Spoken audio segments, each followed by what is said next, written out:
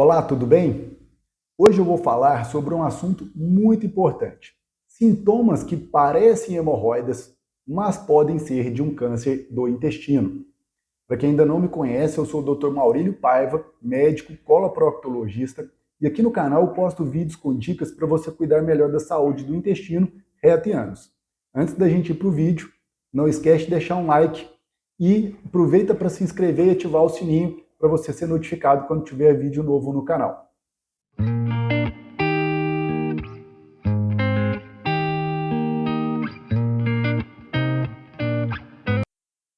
Eu resolvi gravar esse vídeo porque hoje eu atendi um paciente que veio encaminhado com um suposto diagnóstico de hemorroida. O sintoma era dor e sangramento. E esse paciente, durante o exame físico, eu percebi que ele tinha uma lesão tumoral no reto. E isso eu já vi ao longo da minha vida profissional algumas vezes. Pacientes que, ao fazer o diagnóstico do câncer do intestino, de cólon ou reto, a gente pergunta se está tendo algum sintoma, se tinha sangramentos. Muitas vezes os pacientes dizem assim: ah, doutor, eu tinha sangramentos no início eventuais, que aconteciam de vez em quando, que depois foram piorando, mas eu achava que era da hemorroida e não investigava. Então, isso é muito importante. A gente sempre precisa investigar. Sangramento não é normal.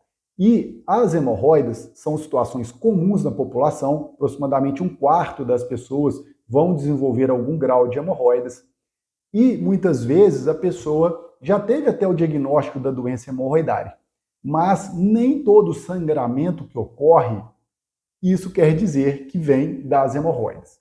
Então, neste caso, principalmente, o mais importante é você sempre procurar um coloproctologista para fazer o exame proctológico. Na consulta, na primeira avaliação, a gente já consegue fazer o diagnóstico da doença hemorroidária e, nesta avaliação, a gente também vai perguntar sobre sinais e sintomas de alerta. Então, principalmente se o paciente ele tem, além do sangramento, alteração do hábito intestinal, no caso do câncer do reto, a gente tem muito comum também aquele tenesmo, que é aquela urgência dolorosa para evacuar, e muitas vezes a pessoa vai ao vaso sanitário e não sai quase nada, associado a um desconforto local, mudança do intestino repentina, então o intestino era bom e de repente ficou com o intestino preso, ou uma diarreia persistente, uma dor abdominal sem uma causa aparente, mesmo que não seja uma dor abdominal intensa,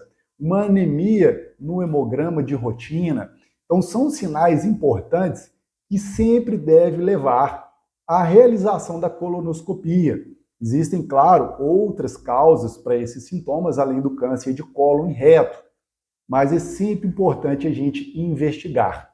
E, claro, nem todo paciente com sangramento anal vai precisar de fazer uma colonoscopia. Muitas vezes, o paciente mais jovem, que não tem sintomas ou sinais de alerta, e no exame proctológico a gente detecta uma doença hemorroidária e ele tem sintomas característicos, né, que normalmente é o quê? O prolapso, aquele inchaço na região do ânus, que é a exteriorização das hemorroidas durante as evacuações, na maioria das vezes não causa dor, pode causar algum incômodo dependendo de como o intestino está funcionando, e o sangramento, que na hemorroida ele tem uma característica de ser um sangramento vermelho vivo, pode sim ser aquele sangue que sai sobre as fezes, mas é comum na doença hemorroidária a gente ter aquele sangramento pingando no vaso no final da evacuação.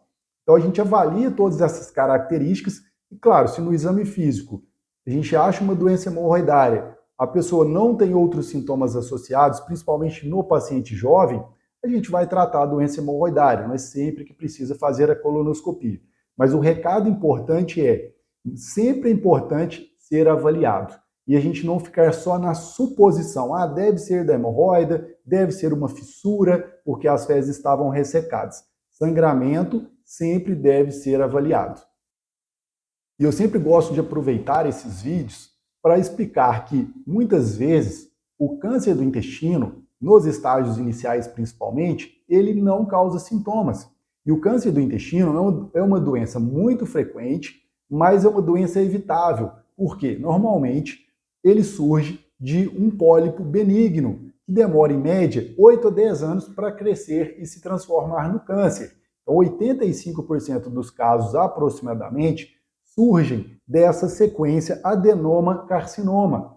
Então, a gente tem uma janela de oportunidade que, fazendo os exames de prevenção, o principal deles é a colonoscopia, a gente consegue detectar essas lesões no início, quando ainda são benignas, os adenomas, e na própria colonoscopia fazer a remoção dessas lesões. Então, hoje, a recomendação atual é que toda a população, mesmo sem ter nenhum sintoma, nunca teve dor abdominal, sangramento, o intestino funciona perfeitamente, 45 anos ou mais, tem indicação de fazer a prevenção do câncer do intestino, e mesmo nos casos que não tem histórico familiar. Isso é para toda a população, e homem e mulher, porque os dois têm intestino. Tem aquelas doenças específicas da mulher, como câncer do colo do útero, da mama, específicas do homem, como câncer de próstata, do intestino. Os dois sexos têm que fazer essa prevenção a partir dos 45 anos de idade. Se você tem um histórico familiar de câncer do intestino,